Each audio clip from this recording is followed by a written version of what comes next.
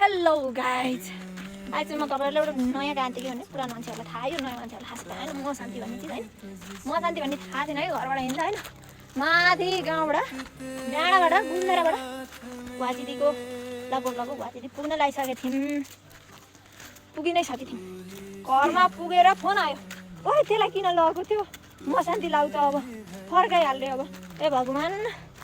मान्छे हिँडेर उहाँबाट हिँडेर यो तल आयौँ अब फेरि उकालो लाउँला हामी गाइज यस्तो बाटो हाम्रोहरूलाई त्यस्तो सबैले गाडी गर्छन् गाइस के गर्ने गाइस म शान्ति भन्ने के पहिला पहिला त म शान्ति भन्ने लाग्छ अब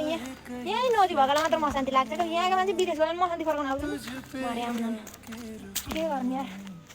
यहाँ चाहिँ गाह्रो छ केटा मान्छेलाई नलाउने जब म शान्ति फेरि केटा मान्छेलाई मात्र लाग्ने अरे म शान्ति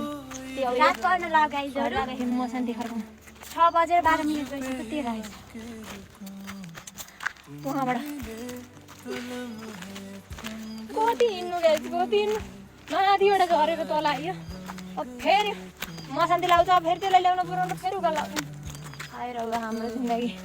ल गाइस तपाईँहरू पनि म शान्ति लाउने फर्काउने के गर्नुहुन्छ गर्दै गर्नु होला हामी त अब फर्काउनु हुने नेक्स्ट भिडियोमा अर्को टपिक्समा कुरा गर्नेछौँ बाई टेक केयर